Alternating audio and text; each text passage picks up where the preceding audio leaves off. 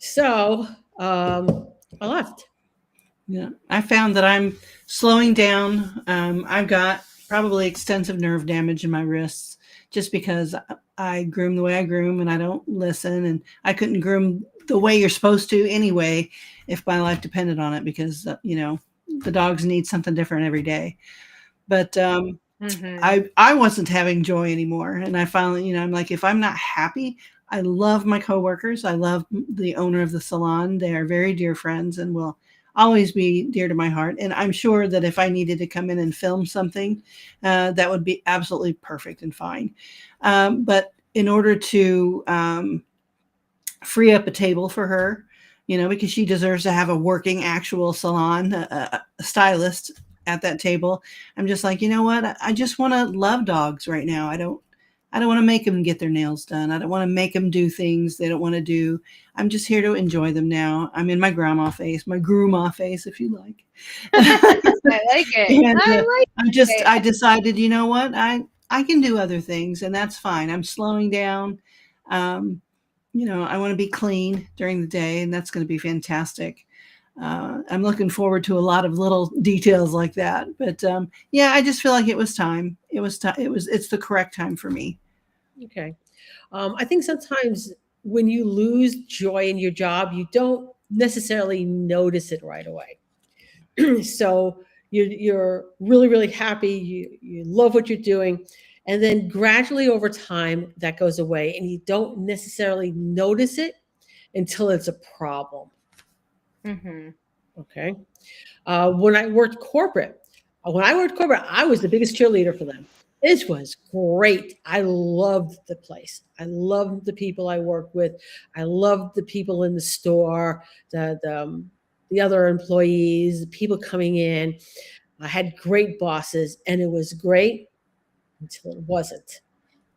And the change started a little gradually. So first, it started that the really good store manager left, but he was replaced with, I like to call it the store manager du jour. Okay. So until they replaced him, they were just sending store managers from other stores to cover the store. And some of them were really good and great to work with, and some of them were not. So it just went from being the best place in the world to work to some place that was terrible. And I was not only, joy wasn't even there anymore, I was unhappy. Right. So how many places have we worked where we've been unhappy? Right. And that's not to say that the other groomers there were as unhappy as I was. All right. What made it, what made the place really good for me to work initially was the store manager who let me do whatever I want. It wasn't down my back or anything like that. And then Mm-hmm. I had the store manager who was constantly down my back. And that might work for some people who want that structure. It did not work for me anymore. Mhm. Okay. So I think part of that was recognizing and the store manager not being, well, I'm going to say, a good manager to realize that if he just left me alone and let me do my job, I produced so much for that shop. Mm-hmm. Okay. So now I'm going to bring it over to you, Denise, because you have like 3 locations and lots of employees. So what's the question? Okay. I missed it. The What's the first, biggest What's the Let's biggest go. question? Give me Let's go. the. all right. So this is So, going to be like a multi-part thing. All right. yes. What's the You, first part? from the owner's perspective, all Mm-hmm. right, what gives you joy? Watching my employees grow. Super easy. Okay. And maintaining. Let me actually twofold. Because I really like speaking on the employee backend side and the front facing client side. Brings me joy to watch and grow and nurture my employees. And it brings me joy and happiness. Like I love the challenge of maintaining my brand while scaling Okay. and still taking the on and making the clients, the amount of clients that we do on a daily basis, happy. All right. So when I was no longer feeling joy working for corporate, I left. I started my own business. Mhm. Okay. So then I refound my joy again. Okay. And if we go through the years, there were times where there were clients who did not make me happy, and were starting to impact my whole outlook on my business. All right. Mhm. And specifically, the worst of the worst was a lady that had two mini poodles who pulled for each of the feet, who had to have clean feet, and then went limp the rest of the groom. Okay. Sounds like a joy. It was terrible. All right. I was in agony afterwards. And when I realized I was getting to the point that not only did I not like these two poodles, I didn't like any poodles. Every time there was a poodle on my schedule, I was dreading it. I was dreading all of them. Right. Even though the other ones were just perfectly fine. Right. So I started raising prices on just her. And when I tell you, I literally raised her price $10 every single time I was there. I was raising her price $10 every single time I was there, getting her to quit. And she still kept paying it. Mhm. Right? And the day that I was in the van one day, and I'm thinking, how much do I have to actually let's stop all this nonsense? What do I have to get paid to groom these two dogs? And I was up to, and this is like back in 2005, okay? I was up to $500 per dog, okay? And I still don't want to groom the dogs. Money can't buy happiness, huh? Nope. Sometimes there's not a happy price. Right. And I realized when I was getting up to that, the thing that I didn't have a happy price. And Mhm. then, so I fired her, okay? And I took the easy way out, and I complained about my wrists and said, I can't do poodle feet anymore.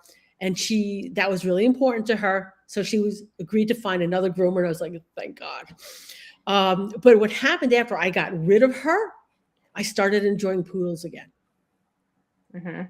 All right. So I think being happy and having a joy in your job, I think that's really important, because that to prevent burnout, because I was really close to burnout at that point.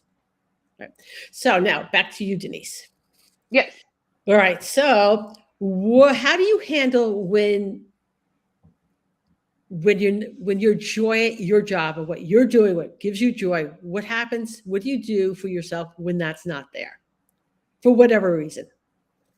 For me, I have to make a conscious effort. So recently, amongst a lot of things and events that have happened, I've been sucked back into the business, literally open to close every day. Good and bad to that. I love hanging out with the employees. I love growing. I love that, but I do get tired and burnt out, especially by like Thursday.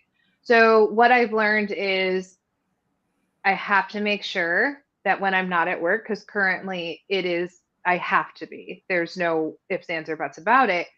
When I'm outside of work, I have to make the most of my time.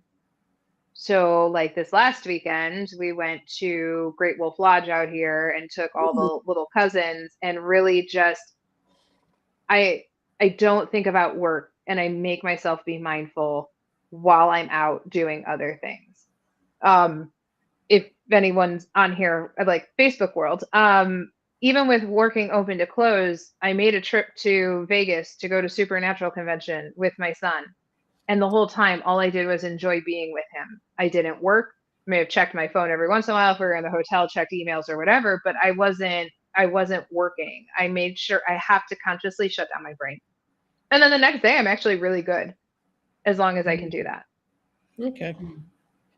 All right. Michelle, let's talk about what brings you joy.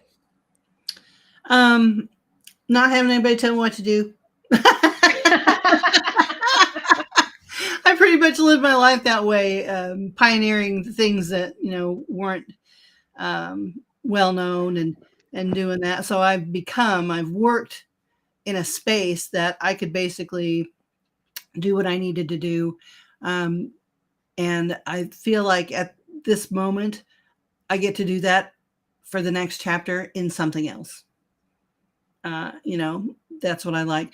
I'm a structured person within myself, So I have my own structure, but to have somebody try to tell me, well, we need it done this way. I'm like, I can't even operate like that, especially in my later years. I just can't. I've been through it. I've seen enough. I've been through enough, but that's just me. And I realize that a lot of people do need that structure. So yeah. All right. So when I made the decision to leave corporate and start my own business, it was just the way things fell that worked out for me. But if that had not happened, I mean, I could have gone work for somebody else. All right. So I think you're responsible. Yes, I know we all have to work, we all need to have a job, but you do have options if you are unhappy at work. I mean, if you're going home Absolutely. and you're crying, right? Whether you're the business owner or you're the employee, if you're going home and you're crying, all right, you need to reevaluate what your options are. Mhm. And there are more options than you think. There are, and you have to trust in that because I'm probably the hardest employee to hire because I am so very independent. And if I can find a job somewhere at a salon that will tolerate my crap, then you can absolutely. You just have to weigh it against what value you bring and if the people there are willing to work with you so that you could blossom. And there's so many salons that are looking for somebody that suits them. And you should be looking for a salon that suits you as well. Just because the first 15 don't work out, there's going to be one that does.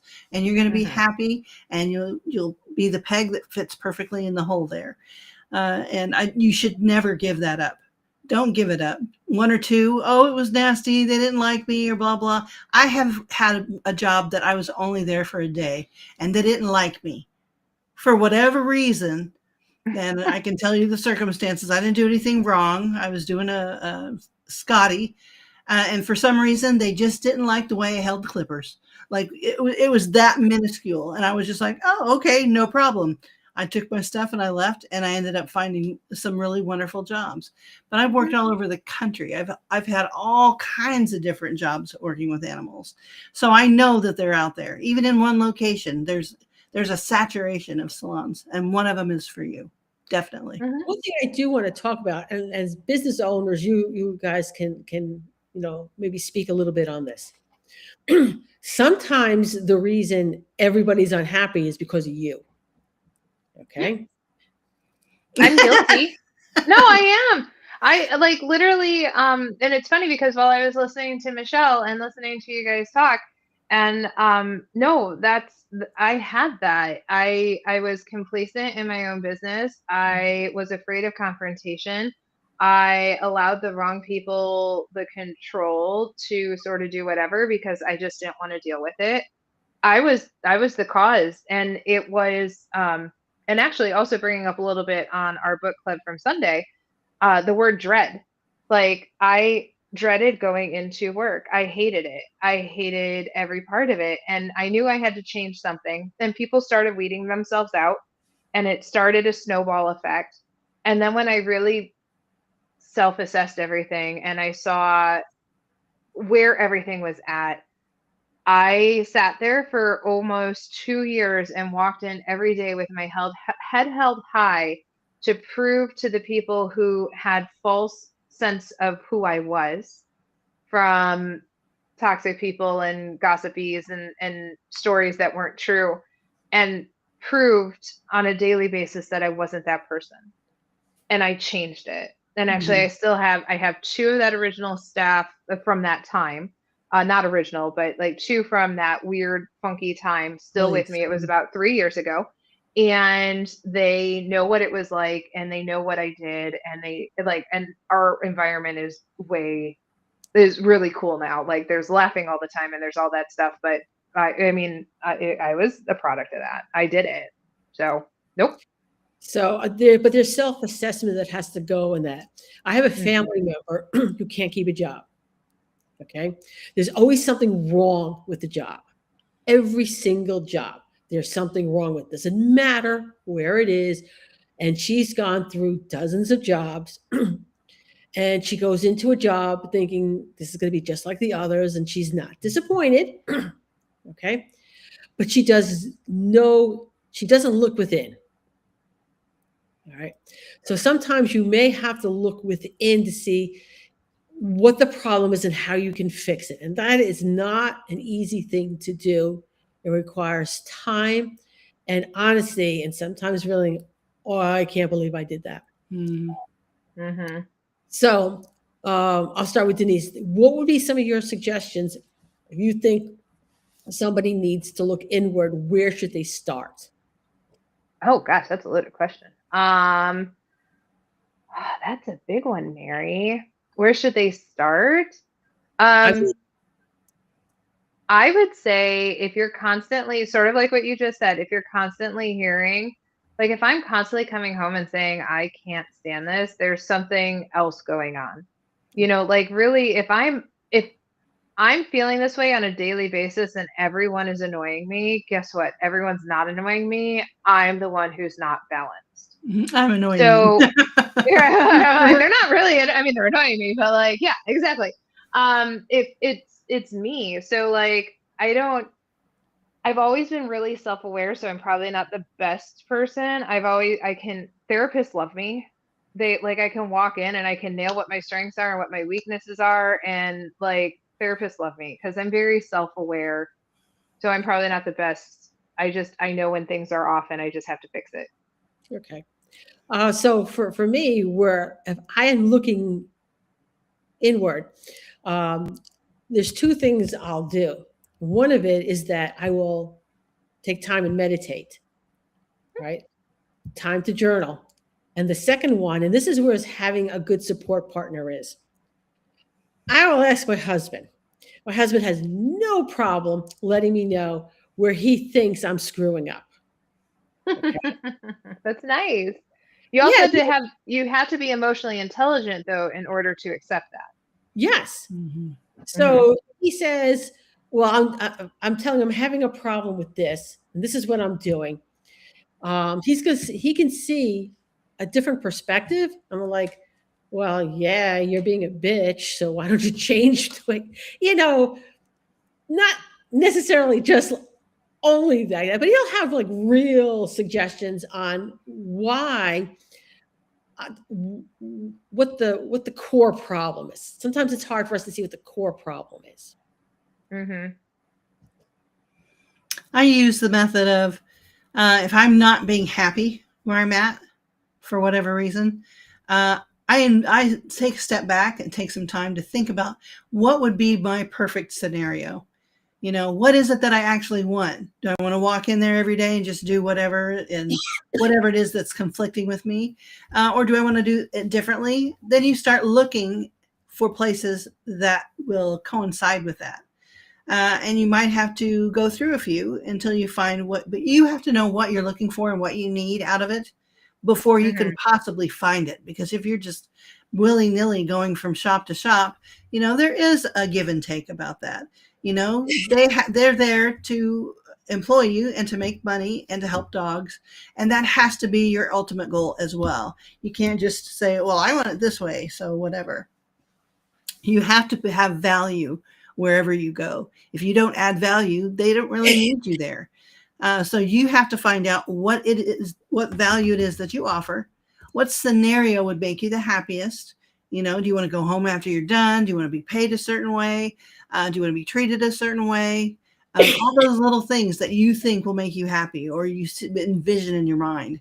I want it to be this way. And then you find the one that's closest to your vision because you know what you're looking for. That you could rock the table, that you could absolutely run the dogs through and get them done and everybody's happy. And that's the best case scenario, and then you just have to work with whatever personalities are there. If there are different types of personalities, you still can get along with everybody. Just like I talked to the autistic group, the neuro group, we call it, I guess. Everybody says, well, I have needs. I'm autistic or I'm ADHD. So I work this way and that way. And I'm like, well, listen, that's all fine and good to know all those things about you, but you can't impose yourself on somebody that employs you. You have the responsibility to know what you can and cannot take, what you can and cannot do. And you have to go forward knowing that, okay, are the rules in the handbook going to be okay for me? And do I have an employer that I can work with? You have the ultimate responsibility for bringing value to that salon, or else you're just a crybaby, saying, well, I have this, I have that, and they won't work with me. Well, you got to grow up. You got to grow up. Many neurodivergent people have jobs and are happy and bring value to their workplace. That's not out of line to ask that. So it's a give and take. Yeah, it's an absolute give and take. All right. And I guess while we're coming up pretty close on time, the other thing which helps to bring joy into your work is to take time off. All right. And someplace where like when I go on vacation, I might take my phone because, my games and navigation on my phone. You got to have your games. Gotta. Oh, yeah. Yeah. Games. Okay. But my computer stays home. Mm-hmm. I'm going to put a message. In fact, I ought to really check my messages to make sure I still don't have a vacation message on it. Might be a good thing to check. So if you send me an email and you automatically get a response saying I'm on vacation, actually I'm not, let me know. I have to go in and change that. But, making sure you're having time to decompress, to get your mind off of that hamster wheel so your brain gets an opportunity to reset. Mm-hmm. Have some fun. Agreed. That's the hardest thing for me. I'm thinking, I have 15 minutes on Thursday. What am I going to fill that up with? Right. I do the same. Myself. Yeah, you have to take care of. You have to rest your neck. I get a lot of people. Yeah, and I get a lot of people. Like my girls are like, I don't know how you do everything. I'm like, I have to. Like if I want to have balance, currently, I have to be here because unfortunately, it's just the way that it is. So yeah, I'm going to go in December and fly to LA for literally 24 hours and come back home. So I know that I can do it before I have to come back to work. And I make it a priority, right? Like that's what I want to do. And it's the way I recoup. So I want to go hang out with friends, go have fun, go to LA for a day and then come back because I can. And and be mindful the whole entire time there. So, you got to find the time to do it and make the time for it. Okay. So, upcoming stuff. So, Michelle, you're going to be someplace in May, right? Mm-hmm. Oh, I can't believe you're going to Elena's, by the way, because I hang out with her and I didn't realize you were going to the Groomer Speak Easy there, Michelle. I'm so excited. I'll be there this coming weekend. So that one's very soon for me. So that's going to be fun. And I've got, so I'm doing Ralph's show, RX Groom X. And I am also doing, what else am I doing?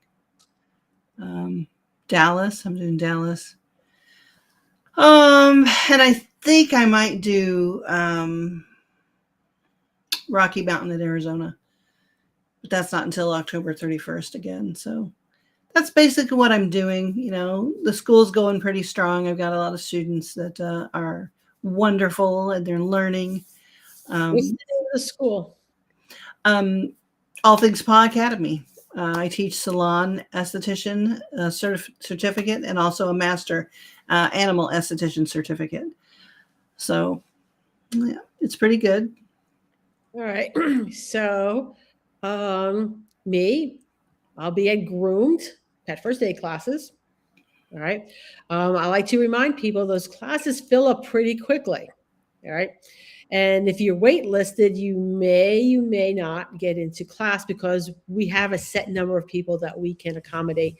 And it's not like a regular class where we could just shove a couple of people in the back. We can't do that. So if you want to take that Pet First Aid class, sign up for it. And then Denise and I are going to be in Seabeck, Washington, okay, for the Pacific Northwest. There we go. Can you tell it's a long day? Pacific Northwest Grooming Conference. And it's a 2 days. It's like a retreat. Okay. None of the classes are none of them are occurring at the same time. 16 hours, you can see all 16 hours of classes. It's set in a beautiful location. We have swag from Ryan's and Pet Store Direct at the moment. It's right on the Hood Canal. It's gorgeous. All I can say, it's gorgeous. Okay. So, and then after that, I'll be in Texas with you. I think that's as far as we go. Everything else is too far in the distance. Denise, what about you? Next week I'll be in Pasadena with Snapped. So it's our first show of the season. And then March I'll be at Groomed as well with Snapped and Speaking. And 2 weeks later we'll be in Buffalo for Buffalo Pup Palooza for Snapped as well. But so I'll be hanging out there. And Pet Styles Really Fun will be at Groom Expo and Pup Palooza. And then April, I'll be with you, Mary. Hey, just to mention that 20% of the ticket sales for the Pacific Northwest Grooming Conference is going to the Pet Styles Relief Fund. Yes. So it helps benefit that as well. So I'm super excited.